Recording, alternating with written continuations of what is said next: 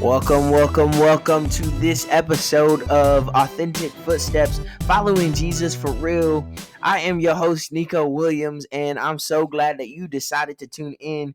We've got an awesome episode for you. But before we get into any of that, we got to hit the segment number one. You already know what it is. The Bible Stay Wildin'. That is where I retell a biblical story and then try to give us a application for us today. All right, so what we're gonna be is actually just one verse, Matthew chapter 9, verse 9. All right, let me walk you through what happens. So Jesus is walking through the city and he sees this man who's a tax collector. This guy's name is Matthew. And so Jesus looks at Matthew and he says two words. He says, "Follow me." Now, the interesting thing about a tax collector in that day is a tax collector would have been considered a traitor to his own people. See, because what happens is the Roman guards have probably said, "Hey, you want this job? You can take it. We need you to take up the. We need you to take the taxes." And it's a certain amount of money. In order for you to get paid, why don't you just charge a little extra and then you take yours off the top? And so the Jewish people would have been kind of like, "Yo, this is crazy." It kind of would have been like, man, if you went to the number one HBCU in America, North Carolina A&T, and then you decide, oh, you're going to go to Central. You can go to North Carolina Central. Your people would look at you as if you were a traitor. No, I'm just kidding. But man, what we see here is that Matthew has probably an opportunity to make a lot of money. And so when Jesus looks at Matthew, I'm just imagining here, Jesus is looking at Matthew and Matthew sees the love that he was created for in the eyes of Jesus. And Jesus says, "Follow me." Matthew does. Like, it's an irresistible thing because he probably had all the money in the world and recognized the money doesn't do it.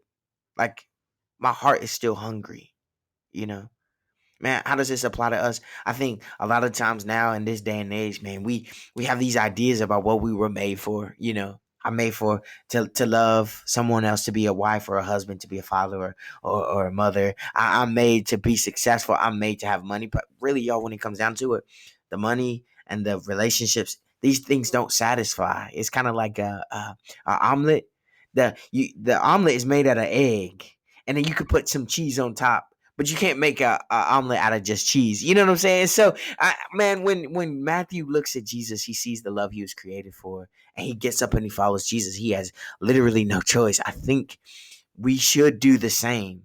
When we look at the way that the Father loves us by sending Jesus to die on the cross for us, man, we ought to get a glimpse at his love, and we ought to follow him because Jesus is worthy of that. Y'all, that's been this episode of The Bible Stay Wildin'. Hang in there for segment number 2, the footstep of today. All right, ladies and gentlemen, I got a good friend of mine here in the studio, my little office, for this episode of Authentic Footsteps. The footstep of today is Jesus worth it? Is Jesus worth it? So, real quick, I just want to introduce my guest. He's a good friend of mine. He's actually one of my groomsmen in my wedding. I met him in college. He's just super dope, and he's just one of my closer friends. The Lord was really, he was really good to me when he sent me Olawuni. What's up, man? What's up, Neeko? Thanks for having me. I really appreciate it. Do you know that you are the first person to record with me on this show? Well, it's an honor. Do I get a badge? You can get friendship with me for the rest of my life. How does that? Take that. You take that? Okay. Okay, no. Man, so here's the question I ask all my guest hosts. The first question is, man, what is one experience that has shaped who you are today? I think one of the ones that has really, really shaped my life today is the friendship I have with you, Isaac, and Stefan. Through your true friendship with you guys, God has been able to reveal a lot of things about who I am myself, and also I love the things that He's trying to do with my life, and just through simple encouragement from y'all, calling me out on my sins, and just so many other things, and also the friends I've made through you guys. Man, that's really dope. I'm really glad to know that, me and the rest of the boys had an impact on you. Yeah. I'm glad to know you. All right, let's get into it. Okay, here's Let's do it. question. The first question that's for this episode is, Mhm. man, how did you come to know Jesus? Short story, long story short, I came to know Jesus through um, my friend Isaac. I saw my friend Isaac the way he was living his life. His life was lived out of love that I didn't think was actually possible for someone to have. The way he relate to people, he's always talking about Jesus every single time. And it's just like, okay, they invited me to church, and by going to church with him, I started learning a lot about what Jesus is, how everything my parents have been teaching me, how it's really been about Jesus, but I never saw it being about Jesus. And through that, a lot of things started connecting for me. And then I decided, okay, I think what God has been teaching me is that these things that I'm supposed to be doing as a Christian is giving me the power to do it through His Holy Spirit. I think that was a realization that switched everything around for me. Then I decided, okay, since He's giving me the power to do it through His Holy Spirit, okay, I'll do it and just continue to be in relationship with you guys. Man, do you, Yeah. do you feel like there was a moment where you recognized, like, yo, I'm all in, hmm where you weren't at one point? Oh yeah, definitely. It was really my baptism. So they were making a call at Mercy Hill. That's the church that, Yeah. well, that's the church I go to. It's no longer his church anymore. Yeah. Not because there was any split. I guess I can let Just you moved to down explain why. Tampa.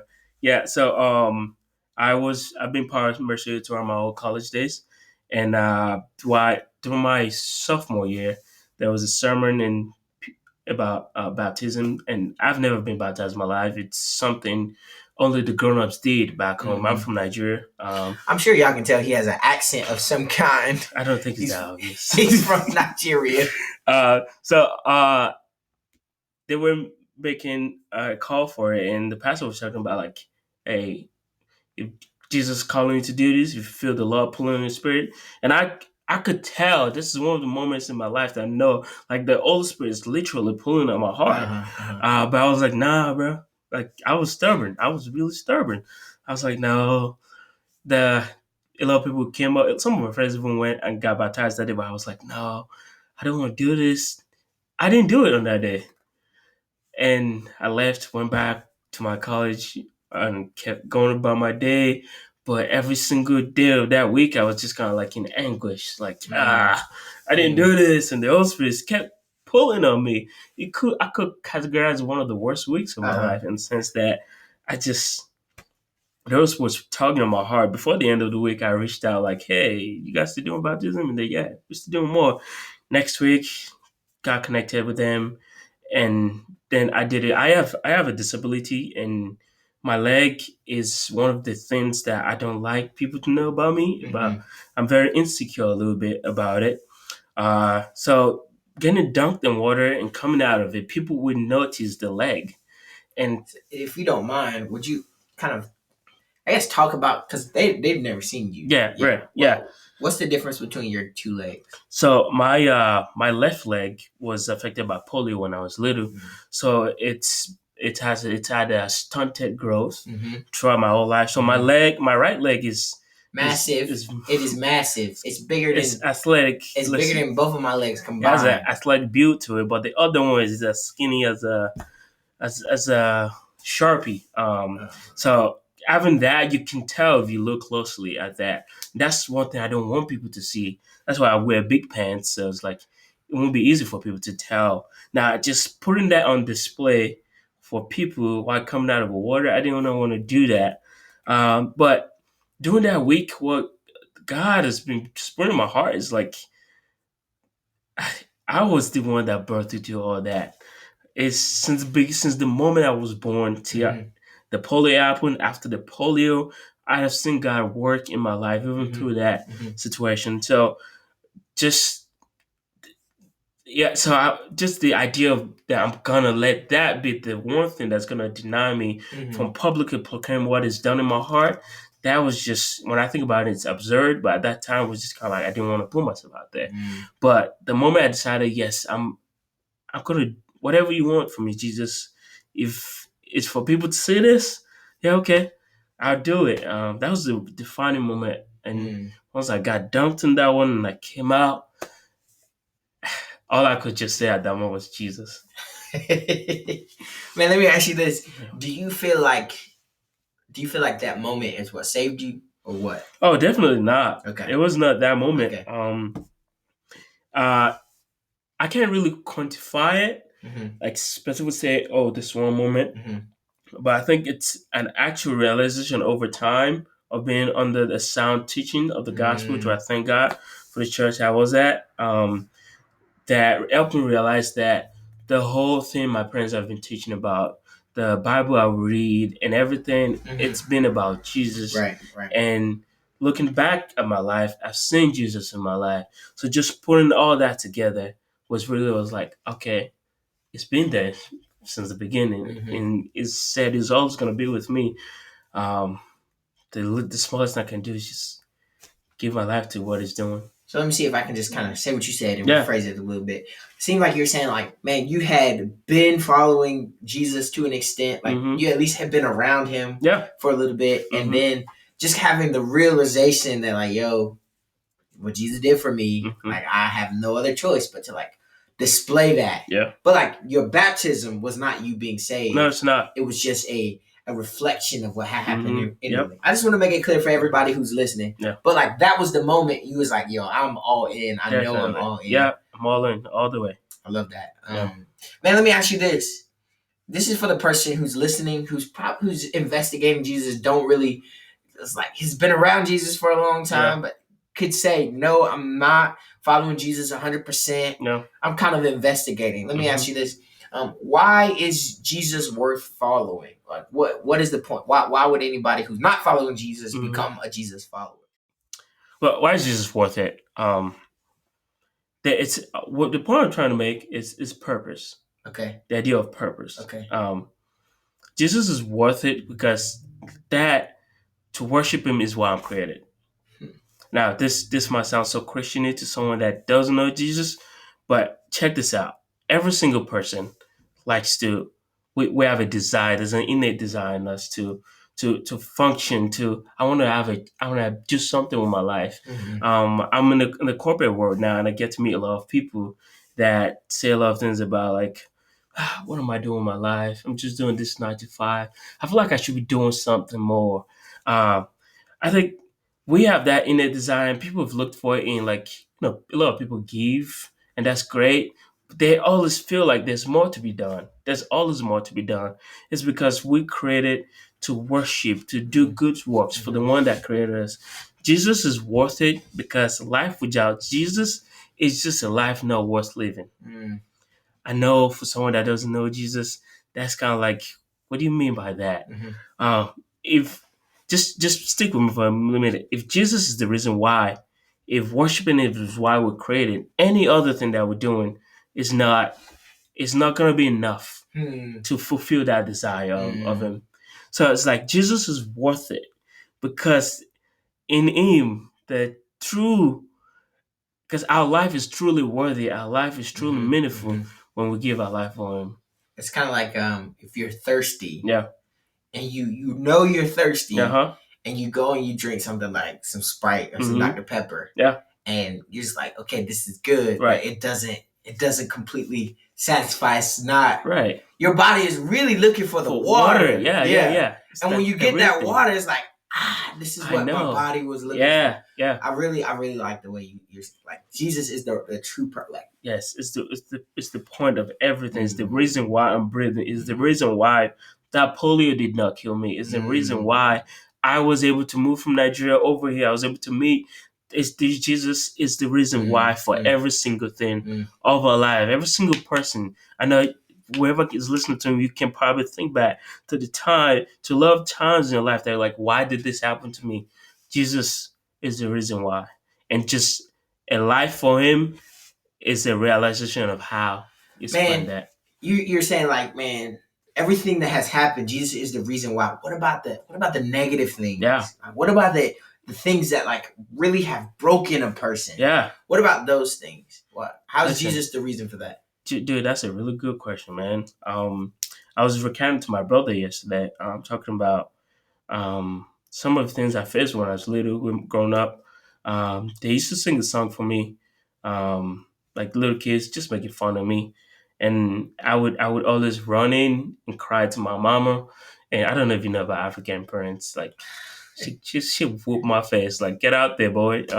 Like just hey, Uh, don't take it to heart too uh, much. And I would think back to those moments. Of course, like there's a lot of crazy things that's happened to people in the world, and I can never relate to most of them. mhm. But it is one thing I know about my life, about everybody I've seen. Even looking in the Bible, God, oh, I praise God for this. Every single thing that's been evil in my life, that's happened to me, that's been horrible. Freshman year, I lost my little brother. So many little things like that. I've seen numerous ways. Some of them I have not yet, but I can trust in it. I've seen numerous ways that God Mm, has taken those things and just switch it mm, around mm. for His good. Because of those moments that kids would sing those terrible songs at me, Mhm. I can say I'm very resilient when people are talking terrible Uh, things about me.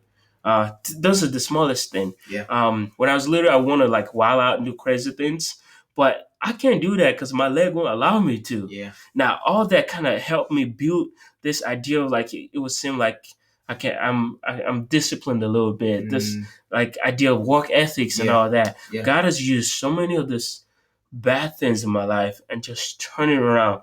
Like I said, not all of it I've seen, but I can trust in the fact that God is faithful. God is good.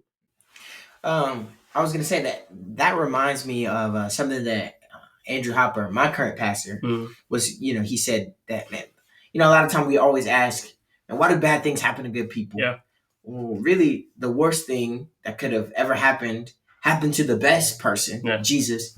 And so he kind of makes the point that, man, if God puts all of our sin on Jesus Christ on the hmm, cross, then that means that everything else has purpose. yeah, Because, man, if Jesus accepts all of our sins, man, when we have done something wrong or if something negative has happened, yeah, God can use even the worst of things. The worst thing that could happen to Jesus, the best person, was right, that he died, but he used it so that we could be made free. And yeah, so, man, it's just a promise, kind of like a picture of a promise yeah, that God is going to use all things yeah, for the glory of his name. And yeah, like a lot of times that might seem bad in one case, but then later on down the road, you see that it actually did have some kind of purpose to yeah, it. So, all right, Ola, yeah. as we'll wrap up this episode, man. Man, what is the most challenging thing about following Jesus, and then what is the best thing about following Jesus authentically? Yeah, the most challenging thing about following Jesus, thankfully, is laying down one's preference. Mm, Following Jesus is a realization that His glory is the reason why all of this is why mm, my life is in itself. So if His glory is too, if His name to magnify, sometimes I have to lay down my preferences itself. But in that also is there's a beauty to it mm, in the sense that we know, like I said, it's for His glory, for His name. I say for His name strategically. Um, in His glory, in His magnification, is our joy. mm, There's a there's a purpose feel like there's a happiness that comes. It might not look like it a lot when you lay down your purposes for mm, God. But really, I think for me, the greatest thing um, about a life, giving my life to Christ, following Jesus, is assurance that comes with it. I come from a culture of in my culture we have a lot of gods, we have a lot of traditions. what culture is it? I'm proud of the Yoruba tribe, Mm, and we there's a lot of gods, and I've heard this a lot too from a lot of people from other religion. It's like the precept of most religion is like you do good things and you accept it. Okay. the God or that religion Yeah, accepts you. accept you. Uh-huh. And you get to this. You might get to this point of achievement, point of enlightenment. It's so called so many things. Um, but Christianity flips it around in the sense that Christ has died, has done everything for my salvation on the cross.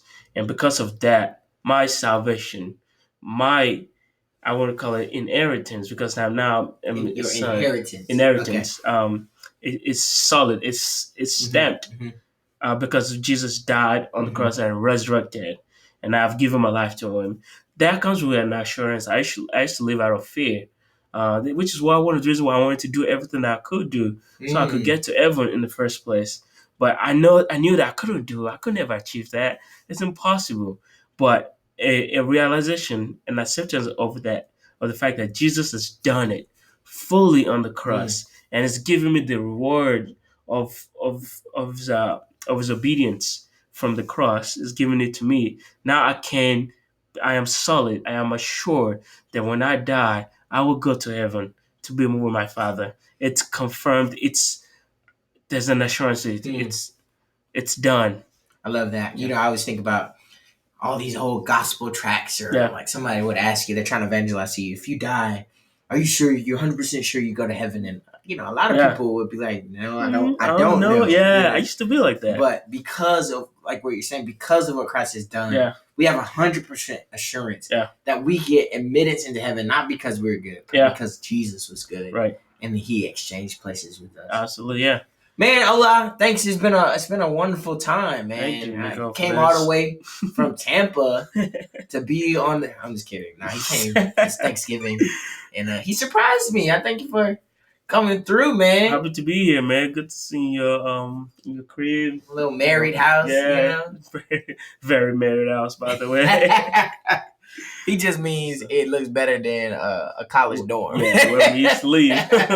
We're blessed to love for that. We used to be roommates, man. Wow, it's been a minute. It's been about a year and a half. Oh my goodness. Praise the Lord. Thank God. Hey, man, I appreciate it. Is there one last thing you would like the people to know? Any 2 minutes? No, 30 seconds. You got 30 seconds. What would you? Anything? So much pressure on me right now.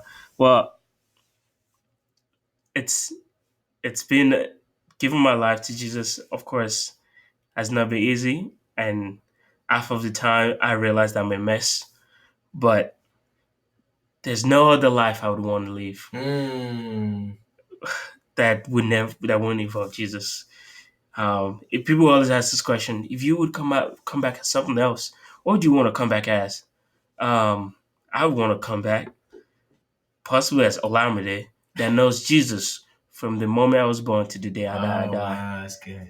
There's nothing else. There's nothing else. There's no one else. There's nothing else can compare. There's no money. There's no achievement. There's nothing else that can be compared to Jesus. Wow, I love it. I love it. There you have it, folks. Olamide on Authentic Footsteps, following Jesus for real. I appreciate you, man. No problem, brother. Appreciate you. I'ma see you. Yes, sir. Be blessed. Bye-bye. Bye. All right, everybody, and now it's time for segment number 3 as we wrap up to get out of here. Segment number 3 is your faith challenge. In your faith challenge, I'm going to challenge everybody to do something, okay? If you're a believer, here's your faith challenge. If you're already a believer, your challenge is to write down a few reasons as to why following Jesus has been worth it. Just a few reasons, maybe 2 or 3, and then I'm going to challenge you to tell somebody about that. Why has Jesus been worth it? Why has Jesus been worth following? And if you're not a believer and you're kind of investigating some things, your faith challenge is to go read Matthew chapter 9, verses 9 through 13. It's only 5 verses. Matthew chapter 9 is where we started our Bible Stay Wildin' segment, the story of the calling of Matthew. I would highly encourage you to check it out. But listen, this goes for everybody. I really want to hear how your faith challenge has been. I really do. So email me at dwspeaks95@gmail.com, or you can DM me or tweet me on Instagram or Twitter, and that is at Neeko J. Williams. That's Neeko J. Williams. DM me, tweet me, follow me on Instagram, Twitter. I'd love to hear from you. Maybe I'll even shout you out in our next episode. Y'all, that wraps it up. This has been an awesome episode of Authentic Footsteps. Catch us the week after next for our next episode. We appreciate you, and we out this piece.